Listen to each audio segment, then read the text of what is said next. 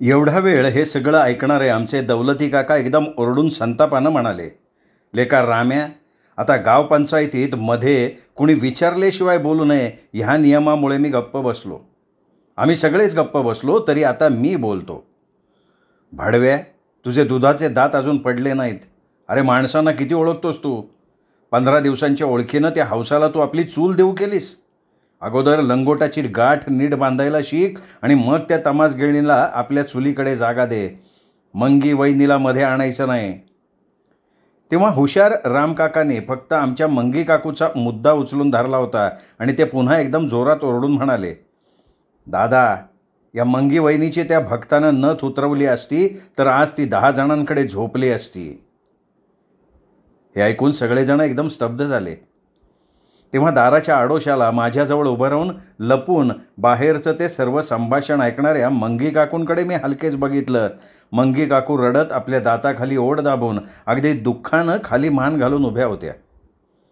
त्यांना इतकं दुखावलेलं मी कधीच पाहिलं नव्हतं. मला त्यावेळी आमच्या चांगल्या मंगी काकूचं फार वाईट वाटलं.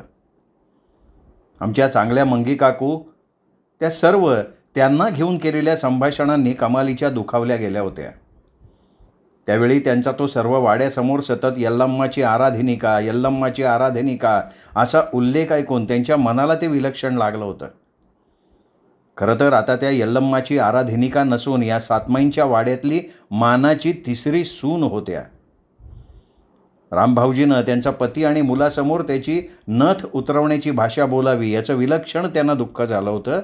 आणि त्यावेळी त्यांना हे कळत नव्हतं की रामकाकांच्या लग्नाच्या गावपंचायतीत त्यांचा कसला संबंध होता आणि त्यांच्याबद्दलचं बोललेलं त्यांचा नवरा, मुलगा आणि सगळा वाडा खालमानेनं ऐकून गप्प का बसला होता. या सगळ्या विचारांनी मंगी काकूचे सुंदर डोळे अश्रूंनी भरले आणि हलकेच माझा हात धरून त्या म्हणाल्या, सरस्वते, हो माझा कुणीच नाही गे. मला त्या क्षणी जाणवलं, आमच्या चांगल्या मंगी काकूंना आज आपल्याजवळ सर्व काही असूनही आपण निराधार आहोत असं जाणवतंय. मी एकदम काकूंचा हात घट्ट धरला. तेव्हाच त्या आमच्या बाजूला उभ्या असलेल्या माझ्या आईला म्हणाल्या, शेवंताबाई, तुम्हीच बघा, मना काहून निनाकारण या गोंधळात गोंदी होत्यात. आणि रामभाऊजींना काय बिबोलायला यांच्या अंता तुझ्या तोंडासने खीळ पडली का? मंगी काकू एवढं बोलून रडायलाच लागल्या. त्यावेळी माझी आई तरी काय बोलणार होती. आम्हा सर्वांना त्यावेळी रामकाकांचा राग आला होता. सर्वांनाच त्यावेळी जाणवलं होतं आपल्या लग्नाला सर्वांची संमती मिळण्यासाठीच रामकाकांनी आमच्या मंगी काकूंची ढाल सगळ्यांच्या समोर उभी केली आहे. आमच्या नागोकाकांची पत्नी एक यल्लम्माला वाहिलेली आराधनिका होऊ शकते, मग माझी पत्नी तमाशातली हौसा का होऊ शकत नाही? नाजूक मुद्दा त्यांनी उचलून धरला होता आणि तसा त्यांचा तो मुद्दा योग्य होता. आणि रामकाका एकदम माझ्या आजीला म्हणाले, आये, मंगी वहिनी आराधनिकेची पोर असताना. पण रामकाकाचं हे वाक्य पूर्ण व्हायच्या अगोदर त्या गाव बैठकीत आमचा एवढासा तातू एकदम हातात कुऱ्हाड घेऊन रामकाकांसमोर जाऊन ओरडला, काका, जर पुन्हा तुम्ही माझ्या आईचा यल्लम्माची आराधनिका म्हणून उल्लेख केला तर सातमाईची आण घेऊन सांगतो, आत्ता इथे तोडीन तुम्हाला. तशी नागोकाकांनी उठून तातूच्या हातातली कुऱ्हाड काढून घेतली आणि पुढे होऊन रामकाकाच्या तोंडात लावून ओरडले, भाडव्या रामा, तू कुणाशी लग्न कर, पण तू माझ्या मंगीचं नाव घेतलंस तर तुझ्या तोंडाचे मी 2 तुकडे पाडेन.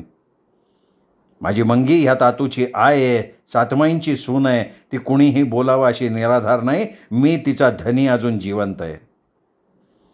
त्यावेळी रामदास काका आणि आजी एकदम उठून म्हणाले, शाबास नागो, तातू, आम्ही तुमच्या ह्याच बोलण्याची वाट बघत होतो. आणि रामकाकांना पुढे काही न बोलू देता नागो काका सरळ त्यांना बुकलायला लागले. नागो काका संतापानं ओरडत होते, राम्या, तू सातमाईंच्या सुनेची तुलना एका तमासगिरणीबरोबर करतोयस.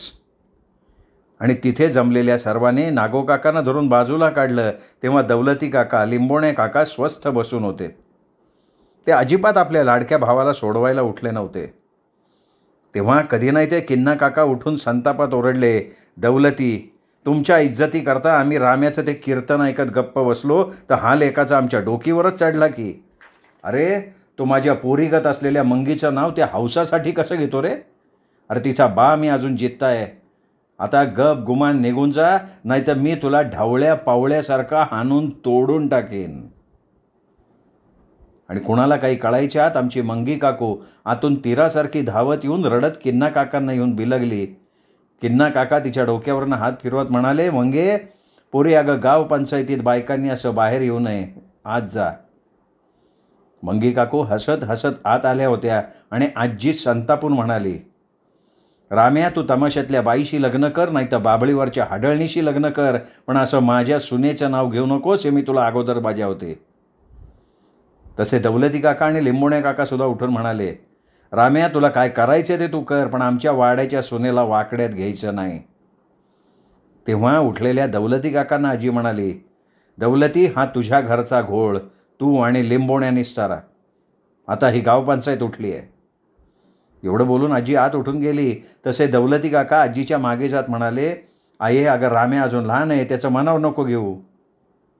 आजी मागे वळून रागानं म्हणाली, राम्या लहान आहे? मग लहान कोणी असं बोलत नाही. आता निघ, मला निवांत बसू दे. आणि नंतर आमची ओसरी रिकामी झाली. त्यावेळी मी हळूच जाऊन मंगी काकूकडे बघितलं तर मंगी काकू हसत आपल्या नवऱ्याकडे आणि तातूकडे बघत गुळाचा खडा सातमाईंकडे ठेवण्यासाठी काढत होत्या. त्यांचा चेहरा इतका खुल्ला होता म्हणून सांगू.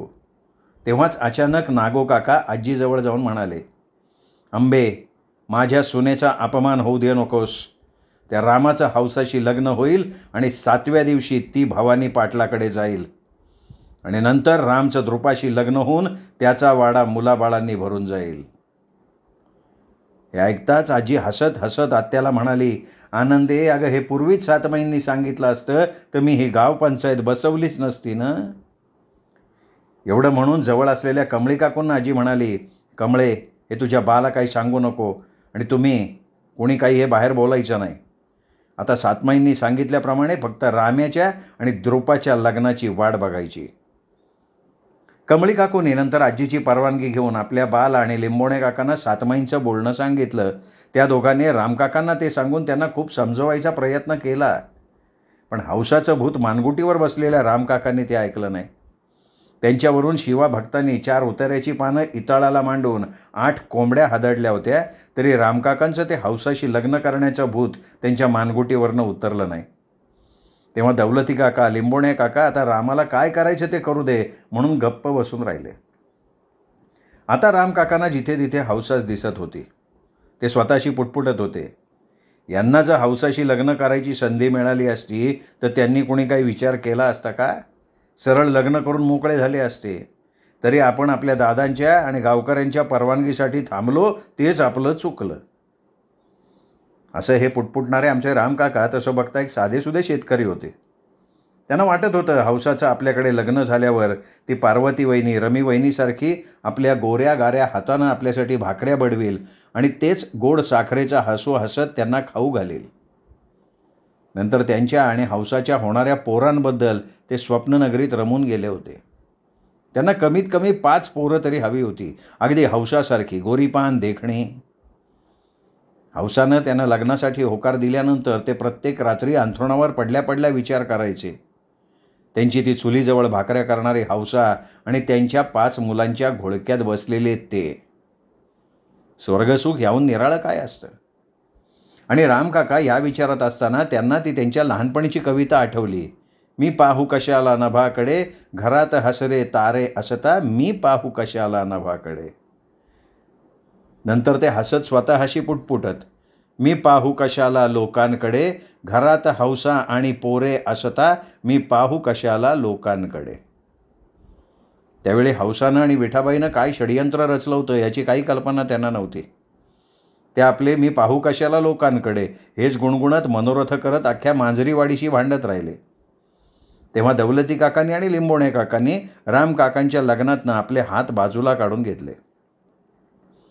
शेवटी होणार होणार म्हणून गाजत असलेलं रामकाकांचं आणि हौसाबाईचं लग्न खरंच झालं. लग्नाअगोदर रामकाका रडत रडत आपल्या दोन्ही दादांचे पाय धरून म्हणाले, दादा, मला माझं लग्न साताऱ्याला जाऊन करायचं नाही तर इथे आपल्या वाड्यात करायचं आहे, आणि जर तुम्ही संमती दिली नाही तर मी घर सोडून कायमचा निघून जाईन. तेव्हा दौलती काकांचा, लिंबोणी काकांचा नाईलाज झाला आणि ते आपापसात म्हणाले, आपण या हट्टी राम्याचं लग्न रीतसर हौसाशी करून नंतर सातमाई म्हणतात ते व्हायची वाट बघायची, कारण सातमाईंनीच राम्याचं हौसाशी लग्न होईल असं सांगितलंय. ते लग्न झाल्यावर ती इथून कधी जाईल याची आपण फक्त वाट बघायची. असं आपापसात ठरवून दौलती काका आणि लिंबोण्या काकांनी लग्नाची तयारी सुरू केली. या लग्नाच्या वेळी दौलती काका रीतसर आमंत्रण घेऊन आमच्या वाड्यावर आले. त्यावेळी माझी आजी म्हणाली, हे बघ दौलती, त्या राम्याच्या लग्नाची पत्रिका मी सातमाईच्या पारावर ठेवून तिला हळदी कुंकू व्हायला तुला देणार नाही. आम्ही कुणीही त्या तमासगिरणीच्या लग्नाला येणार नाही. तसंच दौलती, विठ्ठल, कमळी किंवा यमी, चिंगी कुणीही येणार नाहीत. मी त्यांना पाठवणार नाही. दौलती काका म्हणाले, आई अशानं उगाच भांडण होईल, तिढा वाढेल. आता गावकरी लंगड्या किन्नासुद्धा येणार आहे, तर उगाच आपल्यात भांडणं नकोत. आजी निग्रहानं त्यांना म्हणाली, मला परवा नाही दौलती. तुझ्या राम्याला इथे येऊन आमंत्रण देता येत नाही, तशाने त्याचा मान जाईल ना, मग आम्हालासुद्धा मान आहे. दौलती काका घाईघाईनं म्हणाले, अगं आहे तो आता तुझ्या वाड्यावर यायला घाबरतो. तुम्ही मोठे आहात, लग्नाला या, वाद संपवून टाका. तसं आजीनं आता आणि आमच्या वाड्यातल्या सगळ्यांनी दौलती काकांना लग्नाला यायला नकार देऊन टाकला. बिचारा आमच्या मंगू काकू तेव्हा चुलीकडे लपून बसल्या होत्या. दौलती काका गेल्यानंतर रामदास काका आजीला म्हणाले, आई इथे लंगड्या किन्ना रामला मोठमोठ्या बाता सांगत होता, पण लग्नाला जायला बघ कसा तयार झाला. आजी म्हणाली, अरे लेकरा, हे बघ गाव म्हणजे एक घर असतं. त्या घरात असे भांडण तंटे होत असतात, म्हणून कुणाला असं तोडून नाही रे टाकता येत. लंगड्या किन्ना जेव्हा वेळ आली तेव्हा बोलला, नंतर विसरून गेला. तसं त्याचंही बरोबरच आहे. तरी आपण त्या लग्नाला जाणार नाही, कारण रामानं सातमाईंचा आणि त्यांच्या सुनेचा अपमान केलेला आहे म्हणून. रामकाकाचं लग्न अगदी साध्या पद्धतीनं झालं. त्यावेळी गावजेवणाची पंगत बसली नव्हती. या औसाच्या फडाचा गोतावळाच एवढा मोठा होता की त्या सर्व गोतावळ्यानंच त्या लग्नाच्या गाव जेवणावळीचा फडशा पाडला होता. त्यावेळी गावातले अनेक जण आमंत्रण असूनसुद्धा रामकाकाच्या लग्नाला गेले नाहीत. तशा आमच्या कमळी काकू आजीला म्हणाल्या, आये आपण रामकाकाच्या आणि द्रुपाच्या लग्नाला मात्र जायचं हां. ते ऐकून माझी आजी हसली. आमचे किन्ना काका मात्र रामकाकांच्या लग्नाला गेले होते. त्यावेळी सतत लाडीनं हसणाऱ्या हौसाकडे बघून त्यांना सारखं वाटत होतं, रात्री जर या हौसाचा तमाशा बघायला मिळाला असता तर या लग्नापेक्षा जास्त मजा त्या तमाशाला आली असती. तेव्हा ते अगदी सहजगत्या त्यांच्याजवळ बसून जेवणाऱ्या एका शेतकऱ्याला म्हणाले, गण्या, राम्याला सांगायला पाहिजे, आता त्याचा हौसाबरोबर लग्न झालंय तर आता तिचा झकास तमाशा होऊन जाऊ दे. तसा तो गण्या शेतकरी हलकेच कुजबुजला, किन्ना हळू बोल, आता ती हौसा राम्याची बायको आहे, गावाची सून आहे, म्हणजे आपली वहिनी आहे, आणि वहिनीला तू तमाशा करायला सांगणार. आता हौसा वहिनी तमाशात न नाचता राम्याच्या चुलीकडं भाकऱ्या थापत बसणार आहे, लक्षात ठेव. तेव्हा किन्ना काका आपली जीत चावत हलकेच म्हणाले, च्या मारीत ते माझ्या लक्षात नाही आलं गण्या. अरे हौसा वहिनीला पाहिलं ना की तिचं ते नाचणं मुरडणं डोळ्यासमोर येतं. नंतर त्यांनी त्या क्षणी ठरवलं, आपण सुद्धा आपल्या उर्वरित आयुष्यात म्हणजे आपली म्हातारी आटोपली की एखादी सुंदर रंगेल तमासगिरीण आपलं अंगवस्त्र म्हणून शेतातल्या झोपडीत ठेवायची, म्हणजे जेव्हा पाहिजे तेव्हा तमाशा बघता येईल. या विचाराने किन्ना काका स्वतःशी हसत राहिले. रामकाका लग्न झाल्यावर खोताच्या रिवाजाप्रमाणे सातमाईंच्या पाया पडायला आले नव्हते. आले असते तरी आमच्या आजीनं त्यांना सातमाईंच्या पारावर जाऊ दिलं नसतंच म्हणा. या रामकाकांच्या लग्नाच्या वेळी एक घटना घडली. साताऱ्याहून भवानी पाटील आपल्या जीपनं आले होते. येताना त्यांनी हौसाला लग्नाचा आहेर म्हणून जरतारी 2 लुगडी, चोळी, एक कलाबूत घातलेली आबोलीची वेणी आणि काही मिठाई घेऊन ते आले होते. त्या सगळ्याबरोबर एक दारूची बाटलीसुद्धा त्यांनी आणली. त्यांना बघून आमची सर्व मांजरीवाडी हसली होती, तर रामकाकांनी मान खाली घातली. त्यांना या भवानी पाटलांचा भयंकर राग आला होता. तरी एक पाहुणचार म्हणून त्यांनी हसून त्यांचं स्वागत केलं. तेव्हा त्यांना बघून हौसाबाई चिवचिवली, अगं बाया तुम्ही आला सा, अहो मी कावाधरणं तुमची वाट बघत होते. हां, एवढा इळका झाला तुम्हाला. भवानी पाटील हसत हसत तिच्या हातात लुगडं चोळी देत म्हणाले, अगं हौशी जरा कळकळ की आलो जे ना मी. बरं आता तुझ्या अंगावरचं चिरगुड काढून टाक, हे लुगडी चोळी घाल, लग्नाला उभी राहा. तुझ्या चोळीचं माप मला माहिती ना. तसे दौलती काका पुढे होऊन जरा चढ्या आवाजात म्हणाले, पाहुणं तुम्ही साताऱ्याकडचं ना, तुमची पद्धत वेगळी असेल, पण आमच्या इथे लग्नात वरानं दिलेलं लुगडी चोळं घालायची असते. आणि चोळीच्या मापाची गोष्ट म्हणाल तर आता ती या वाड्याची सून आहे, तेव्हा जरा तिच्याशी अदबीनं बोला. भवानी पाटील हसत म्हणाले, खोतानो रागवू नका.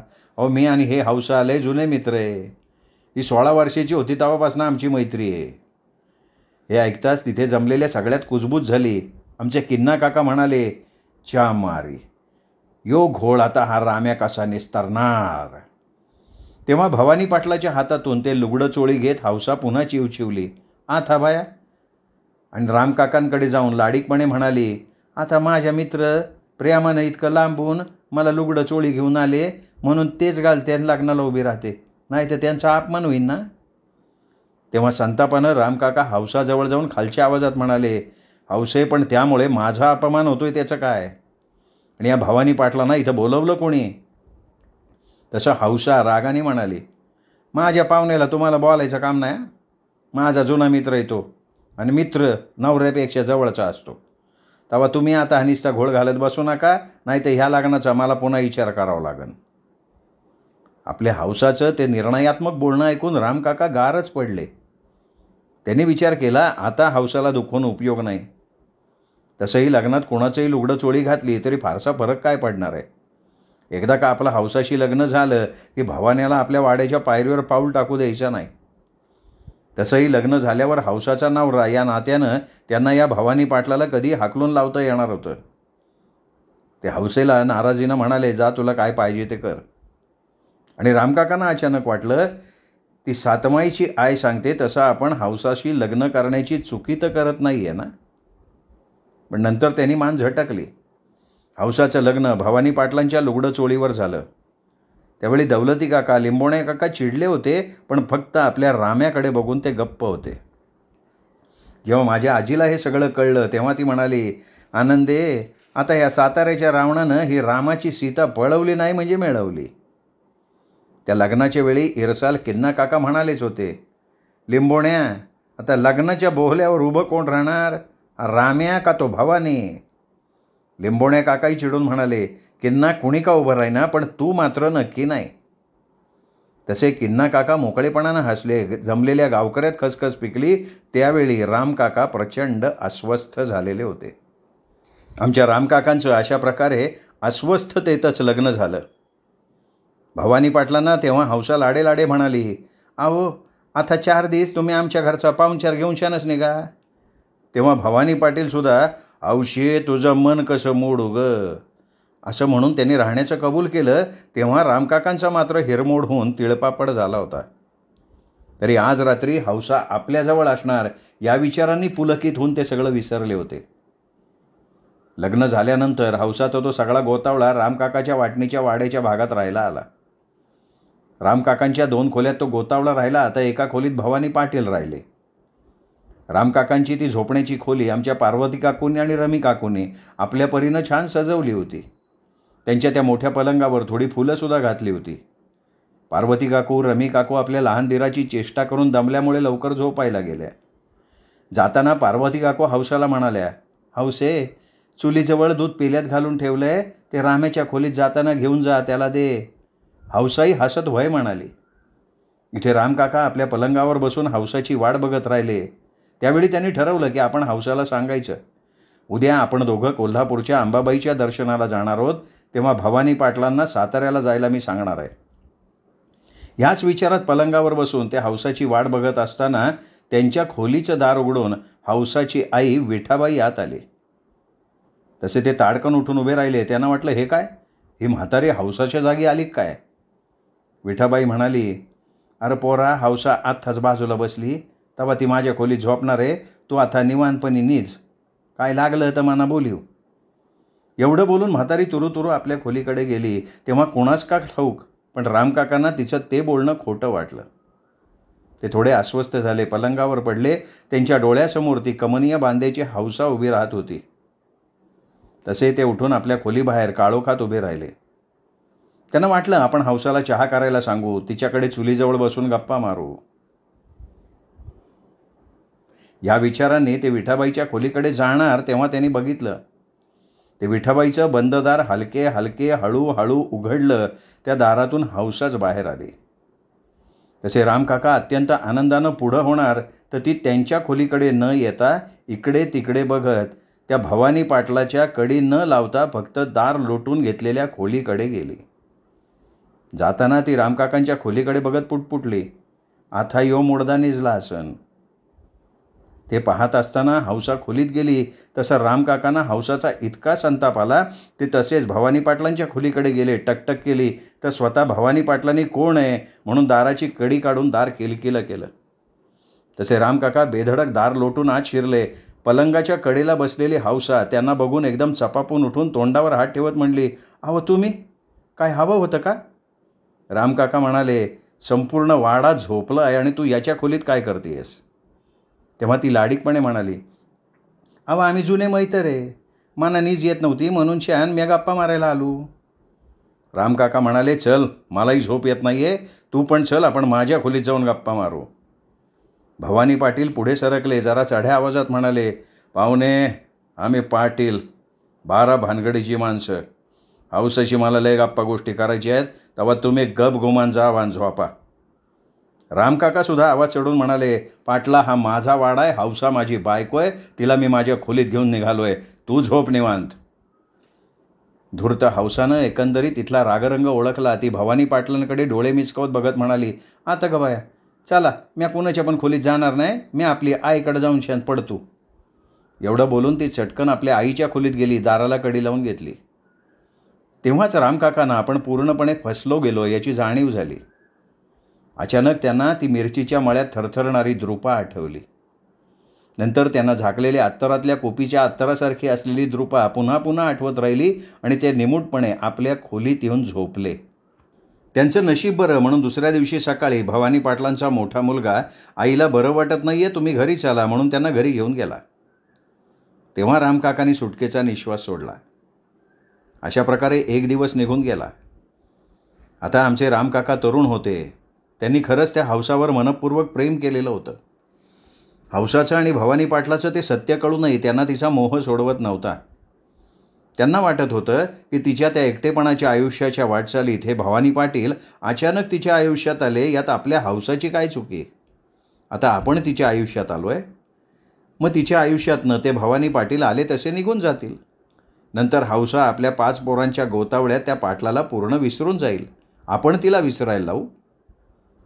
तसं मांजरीवाडी ते सातारा हे अंतर खूप लांबचं होतं. त्यावेळी त्यांना असंही वाटलं होतं की हे भवानी पाटील जर कधी इथे आले तर त्यांना दौलती दादाला आणि लिंबोण्या दादाला हाताशी धरून सरळ हाकलून लावायचं. असेल तो पाटील तर त्याच्या गावचा, इथे त्याच्या गमजा आपण चालू नाही द्यायच्या. या मनोरथात हरवून रामकाकांनी हौसाशी संसार करायचं पक्क ठरवलेलं होतं. आता आमच्या या दौलती काकांच्या खालच्या माळ्यात भला मोठा वाडा होता. आता त्यांचा वाडा म्हणजे त्यांचे वडील व्यंकटेश खोत यांचा. त्यामुळे इथली त्यांची सगळी इस्टेट, त्यांची 3 मुलं दौलती, लिंबोण्या आणि राम यांची. आपल्या वडिलांच्या मृत्यूनंतर दौलती काकांनी आपल्या वाड्याची समान वाटणी केली होती. वाड्याच्या पहिल्या भागात ते स्वतः राहत होते. मध्ये एक भिंत बांधून लिंबोण्या काका राहत होते. त्या भिंतीला मध्ये दार होतं. तसंच नंतर पुन्हा एक दाराची भिंत करून रामकाकांना वाड्याचा उर्वरित भाग दिला होता. या दोन्ही दारामुळे त्या तिघा भावांना कधीही एकमेकांच्या चुलीकडे जाता येत होतं.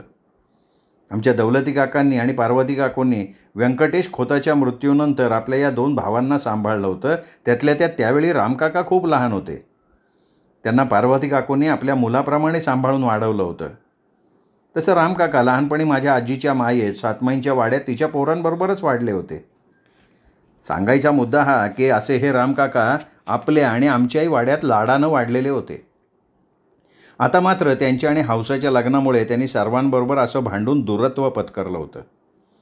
हौसाचं आणि भवानी पाटलाचं लफडं लक्षात येऊन त्यांनी कितीही ते विसरायचा प्रयत्न केला तरी त्यांना पटलं होतं की तमाशाच्या बाईत आणि घरच्या बाईत फार अंतर असतं.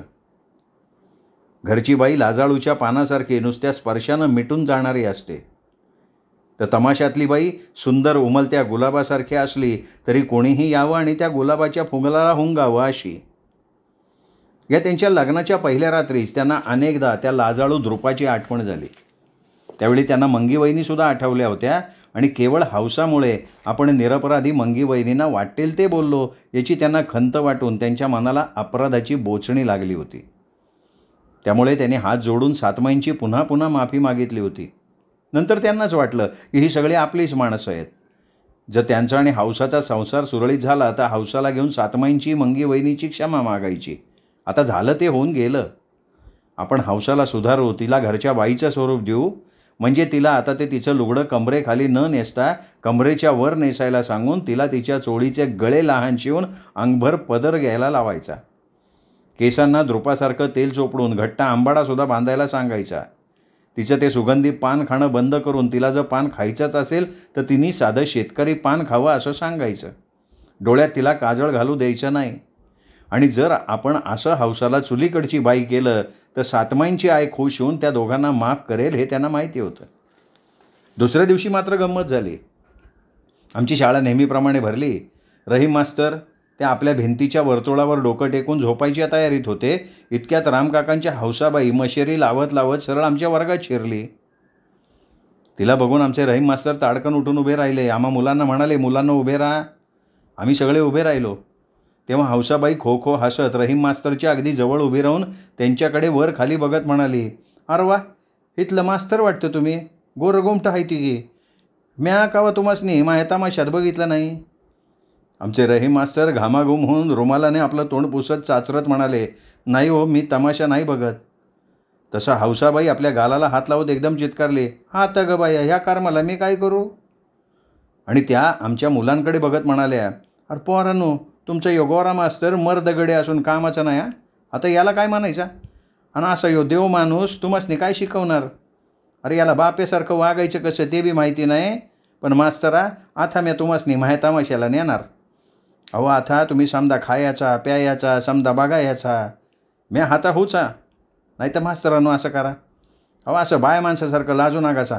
रातच्याला माझ्या खोलीमध्ये या, मी तुम्हासनी गोडाचा तमाशा दावीन. आणि हौसाबाईचं हे बोलणं ऐकून आमचे रहीम मास्तर खाली बघत लाजून लाल बुंद झाले. आम्ही पोरं त्यांच्याकडे हौसाबाईकडे टाकामाका बघत होतो. आणि मास्तरचं नशीब, आमचे रामकाका विहिरीवर जावं म्हणून आले होते. त्यांनी हौसाची ती बडबड ऐकली. तसे ते आत येऊन तिच्या दंडाला धरून ओढत वर्गाबाहेर नेत म्हणाले, हौसा, ही शाळा आहे, तुझा तमाशा नाही आहे. हौसा जाता जाता मागे वळून मास्तरांकडे बघत हसत ओरडली, मास्तरांनो, तेवढा रातचा ध्यानात ठेवा. त्यावेळी आम्ही पोरं घामाघुमून लाजलेल्या आमच्या मास्तरांकडे बघून हळूच हसलो होतो. हौसाबाईला रामकाका घेऊन गेल्यानंतर मास्तर हुस्स करून खुर्चीत बसले आणि त्यांनी आम्हा सगळ्यांना खाली बसायला सांगून त्यांनी अगोदर आपलं तोंड रुमालानं पुसलं, तांब्यातलं पाणी घाटाघाटा प्यायले, थोडं पाणी घेऊन डोक्यावर थापलं. हे सगळं केल्यावर ते हलकेच म्हणाले, मुलांनो, तुमचे वडील तमाशाला जातात का. आम्ही सगळे बेंबीच्या देठापासून ओरडलो, हो मास्तर, आमचे बाबा आजीच्या नकळत तमाशाला जातात. आमची चिंगी उठून उभी राहत म्हणली, मास्तर, आमचे रामकाकांना तमाशा असला की तिथेच जाऊन राहतात. आणि कावत्यानं तर कमाल केली. कावत्या उठून उभा राहत म्हणला, मास्तर, आमचे बाबा तर म्हणतात प्रत्येक पुरुषानं तमाशातली एक बाई आपल्याकडे ठेवावी, म्हणजे कधीही तमाशा बघता येतो, मजा मारता येते. हे ऐकताच रहीम मास्तर पुन्हा घाम पुसत एकदम कावत्याला म्हणाले, बास बास कावत्या, खाली बस. तरी त्यांना आम्हा पोरांचं तमाशाबद्दलचं ते ज्ञान बघून ते स्वतः थक्क झाले आणि म्हणाले, मुलांनो, तमाशा चांगला असतो का वाईट असतो. तसं आम्ही ओरडलो, मास्तरांनो, तमाशा वाईट असतो. मास्तर स्वतःशी हसत म्हणाले, तुमचा हा फार मोठा गैरसमज आहे. मुलांनो, तमाशा वाईट नाही, ती पुराणकालीन नाचकामाची कला आहे. ती अप्सरांच्या नृत्याची कला आहे. या नाचकामात स्त्रियांच्या प्रत्येक अवयवाचा उपयोग केला जातो, उदाहरणार्थ डोळे. आणि हे सांगता सांगता रहीम मास्तर थांबले. त्यांनाच वाटलं आपण कुठला विषय मुलांना शिकवतोय. आणि एकदम ते गप्प झाले. तसे आम्ही पोरं त्यांना म्हणालो, मास्तरांनो, पुढे सांगा. ते म्हणाले, आता तो विषय बंद, अभ्यासाला लागा. जेव्हा आम्ही आमच्या वाड्यात आत्याबरोबर आणि आजीबरोबर ते हौसाचं शाळेत येणं, मास्तरशी तिचं झालेलं बोलणं, हे सगळं सांगत बसलो, तेव्हा माझी आजी उदासपणे म्हणाली, आनंदे, रामानं तापलेल्या तव्यावर हात ठेवलाय, आता तो पोळून निघणार म्हणजे निघणार बघ. श्रोते हो, प्रकरणाचा हा भाग इथेच संपला. पुढचा प्रकरणाचा भाग उद्या. तोपर्यंत नमस्कार.